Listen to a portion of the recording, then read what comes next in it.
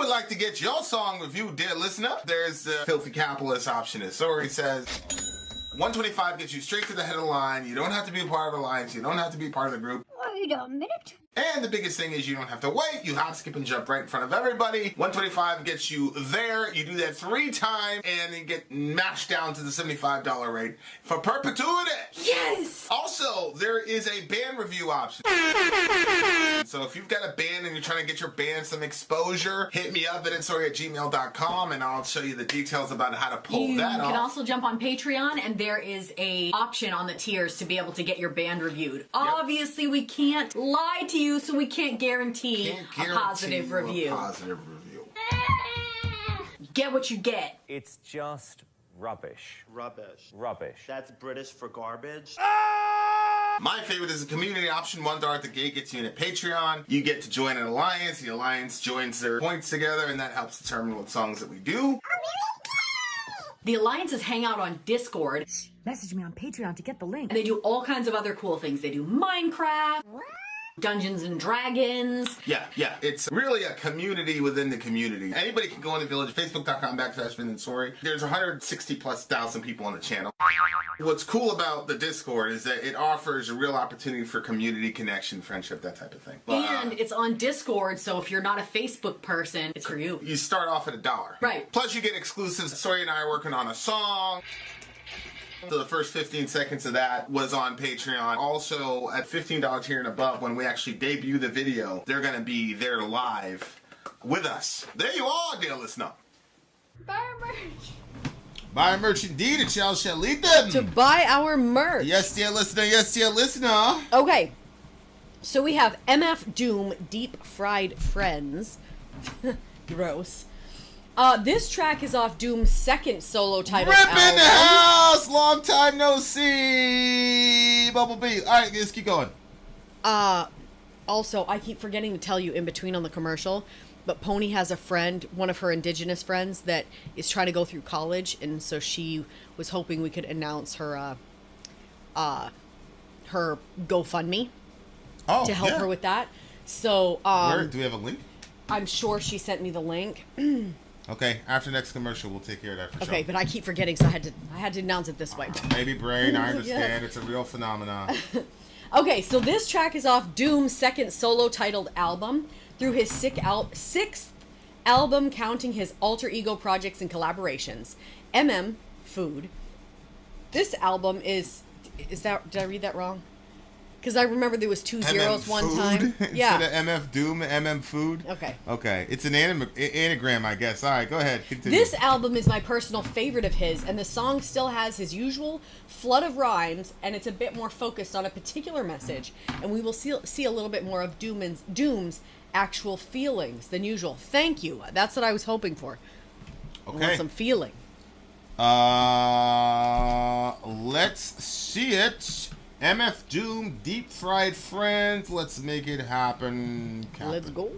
Before we go any further, as you call them, they call you when they need something. Trees for the blunt, to G's for the front. I found a way to get peace of mind for years and left the hell alone. Turn a deaf ear to the cellular phone. Send me a letter or better, we can see each other in real life. Just so you can feel me like a steel knife. At least so you can see the white of their eyes. Bright with surprise once they finish spitting lies. Associates is your boys, your girls, bitches, niggas, homies. Close, but really don't know me. Mom, dad, comrade, peeps, brothers, sisters, duns, dunnies. Some come around when they need some money. Others make us laugh like the Sunday funnies. Fan be around whether you pay the bummy. You can either ignore this advice or take it from me. Be too nice so people take you for a dummy. So nowadays he ain't so friendly. Actually they wouldn't even made a worthy enemy. Read the signs, no feeding the baboons. Seeing as how they got your back bleeding from the stab wounds. Y'all know the dance, they smile in your face, y'all know the glance. Try to put them on, they blow the chance. Never let your so-called mans know your plan. How many of us have them? A show of hands is a term some people use loosely. I'm real choosy on what I choose to let crew see. You telling me I try to act broke. Jealousy the #1 killer among black folk. Fellas be under some type of spell like crack smoke. Ghetto Cinderellas lead them right to your stack lope. Just another way a chick will lead to your end. I checked the dictionary for the meaning of friends. It said person one likes to socialize with, sympathize and help her, and that's about the size of it. Most of the time these attributes is one-sided. To boast of the crime, they have to shoot you through your eyelid and they can't hide it. Going wild like a wild bitch. Sometimes you need to cut niggas off like a light switch. And when things get quiet, catch him like a thief in the night. What a right. I first met Mr. Fantastic at an arms deal. Don't let it get drastic. Think of how I your got that moms will one. feel. When it gets for real, still get the sparking. Everything darkened. It ain't no talking. For something so cheap and so buys a lot of trouble. They better off focusing and trying to plot the bubble. Or else it'd be a sad note to end on. The guns we got is... Some come in the form of codependence. A lot of times only end up being co-defendants. $10 say they tell for a lower sentence and leave you up under the jail begging for repentance. It don't make no sense. What happened to the loyalty? Honor amongst crooks, trust amongst royalty. I'd rather go out in a blaze than give them the glory. A similar story. The four lovers, we need to have some type of overstanding. Just so when I let her get the man thing, she know it's no strings. We could do the damn thing, but ho, it's no rings. Just how the tramp swings. Will she see him again? That depends on how good was the skins and could she memorize the lessons. It ain't no need to pretend. Even though she let him stab it, she know they just win.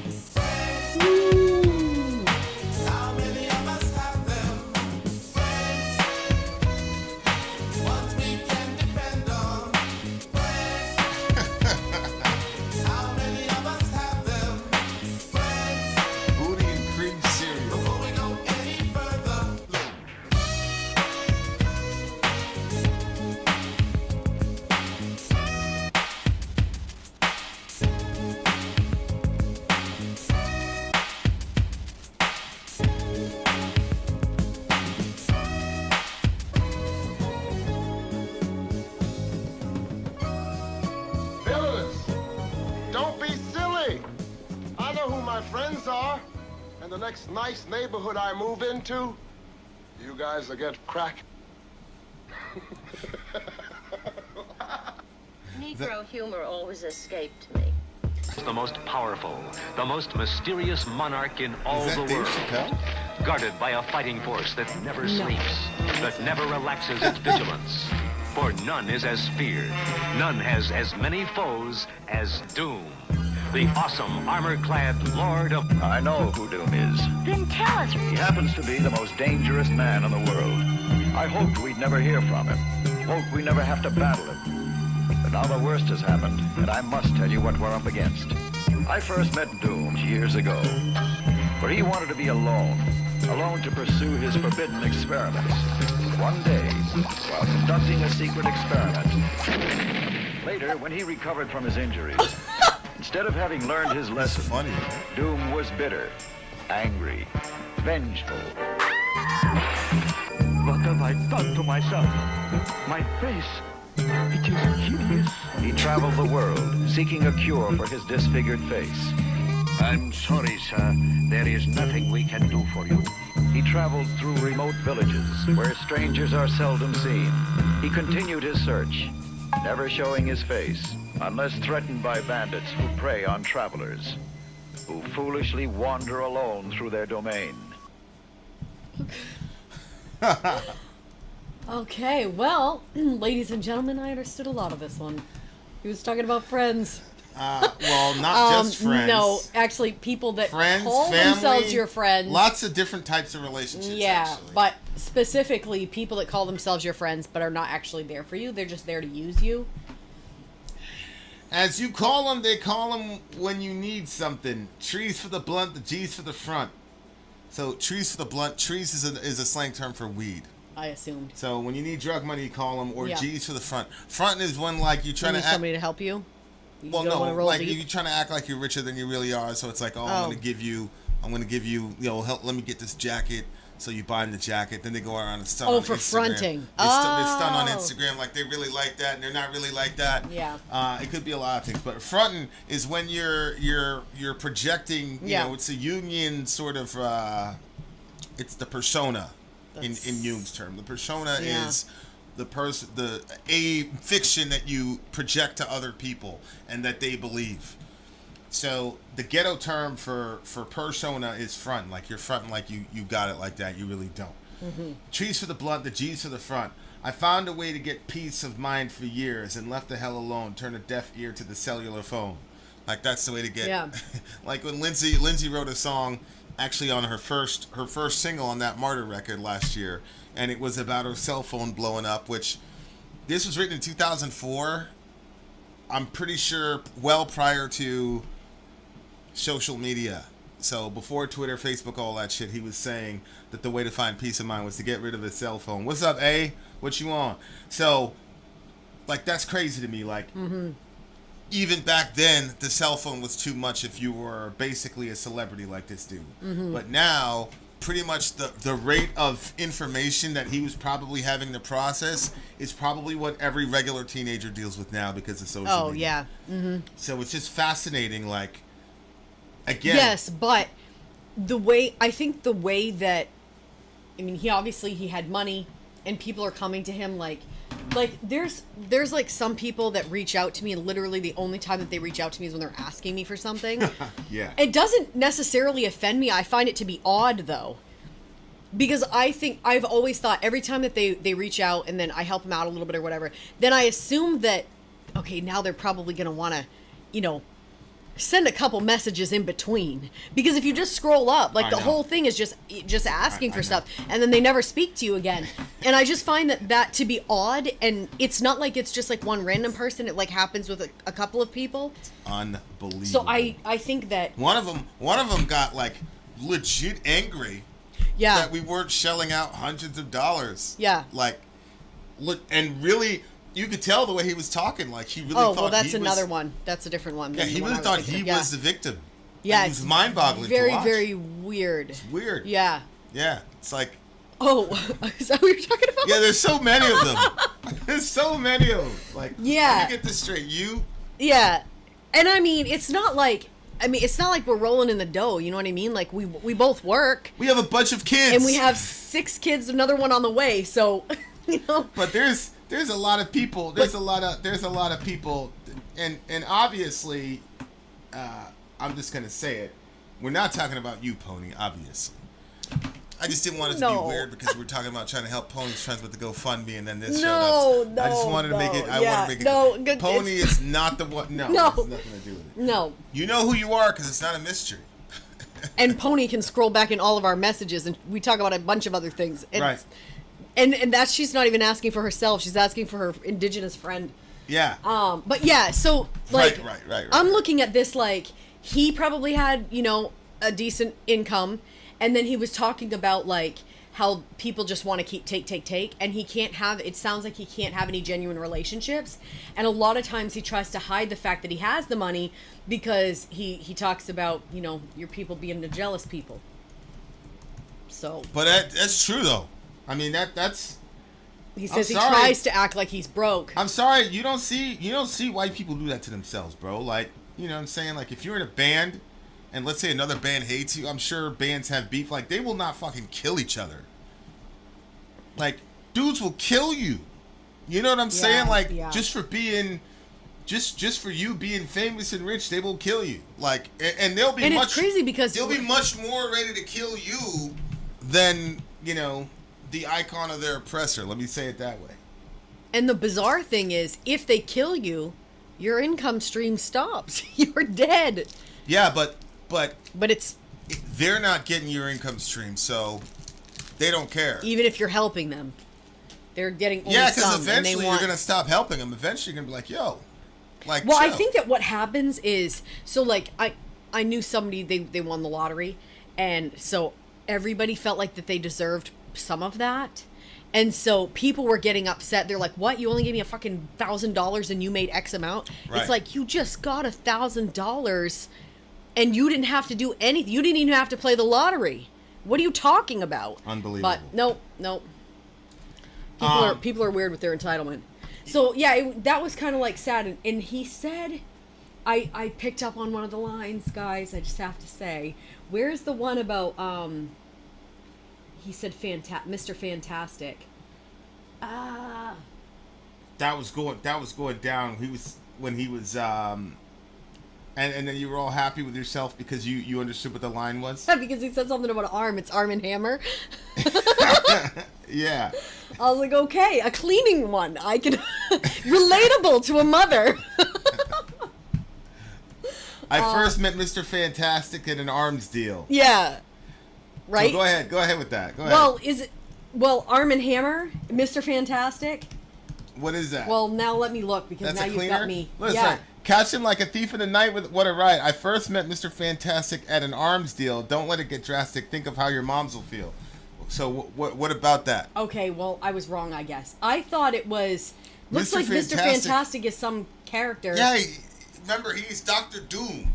So who's Dr. Doom? Yeah, but you know what I was Dr. Doom thinking? goes against the Fantastic Four. And Mr. Fantastic I was thinking is the of leader. Mr. Clean. I'm wrong. Oh, so the entire time Oh, you're like, right. oh! No, I thought I had something. Oh, you look like a fool. Yeah, I thought it was you look this like guy. a fool. And then, and you know what? It even made more sense to me because it said something about your mom's being sad. Because, like, I don't know if you've ever seen these, but, like, moms for the longest time were posting these pictures of Mr. Clean with his earring and all that. And they'd be like, you know, I'm going to sit down. And it was making it seem like, you know, they were having a sexual engagement, but they were cleaning. But okay. This guy. So, yeah, what a disappointment. Forget about it. It's Mr. Clean, not Mr. Fantastic. So fuck you all for laughing at me. Carry on. But he had that thing where, like, this was so true right here. This was so true. He says some come in the form of co-defendants. A lot of times only end up being co-defendants. $10 say he'll tell, and then $10 says he'll tell for a lower sentence and leave you up under the jail begging for a penance. Like, that is so crazy because it's so real. Like, a lot of I'm listening to this, the biography of T. Roy, which is King Von's best friend. And between the two of them, they killed like 11 people in Chicago. And what ended up happening was, you had the initial cycle of violence where they killed Von's friend right in front of I gotta him. say, Fantastic is spelled with a K here, Yeah, which is a cleaner. Are you sure that there's no correlation? I mean, well, because of the Dr. Doom aspect of it, I think you're gonna. Yeah, have but a hard time. why would he spell it that way? He said he met Mr. Fantastic at an arms deal. Yeah, Mr. Fantastic is spelt with a C, and he put it with a K like the cleaner. Okay. I feel like there's something there. I'm All right, feel how you want to feel. Okay, I'm sorry, and I totally interrupted a very horrible thing. Believe. Go ahead.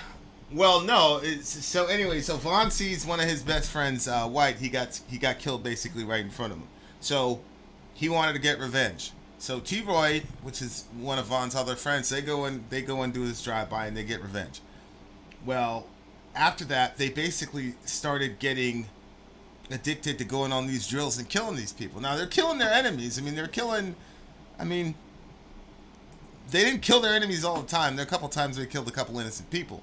But it was this weird, they genuinely loved each other. So, like Vaughn got jammed. He got locked up, and Roy was robbing people to generate bond money to get Vaughn out of jail. Like, they truly loved each other.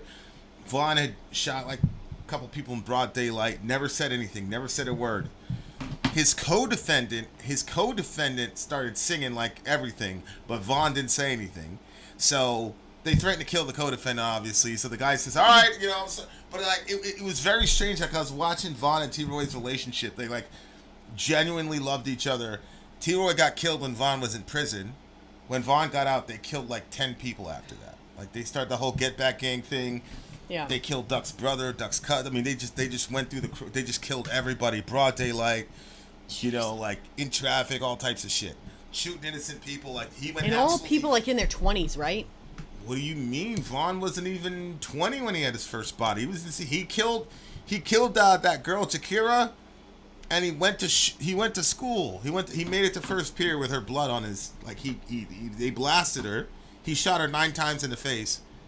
And then went to school for the whole day, like, with her blood all on his shit. Yeah, like, these kids were they were fucking sociopaths, man. But the point is, like, I'm looking at their relationship, and like, everybody on the good side, the bad side, whatever, they're like, oh yeah, they loved each other, blah blah blah, and I'm like, yeah, bro, they loved each other, but that was like the height of a toxic codependent relationship. They became like completely codependent on each other, because like after you've killed, and that's the thing, like people think that they're in bonds with people because when in reality it's just shared trauma. It's not actual shared love, it's shared trauma. Like a lot of people in the military, it's like, oh, I love this person and blah blah blah, and it's like, it's not really love, man, it's shared trauma. But it's a weird dynamic, because if you're in a certain culture, it's like, oh, I'll die for you. Like it's harder to live like a normal life for some of these people.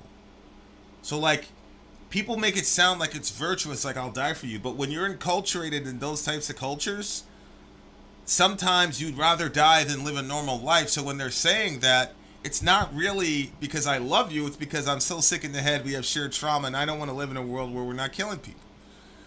But you know, if you do that, then you yourself are going to end up dead. Those relationships are very rare. Those kinds of codependent relationships like Vaughn and T-Roy are extremely rare.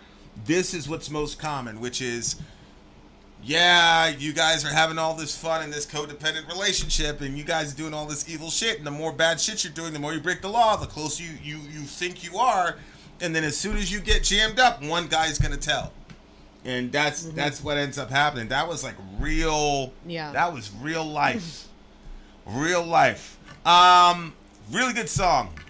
Yeah. Obviously, this one was more emotional, and, you know, we got, like, it was more relatable, I think, to... Mr. Fantastic is a rapper that collaborates with Doom on this album.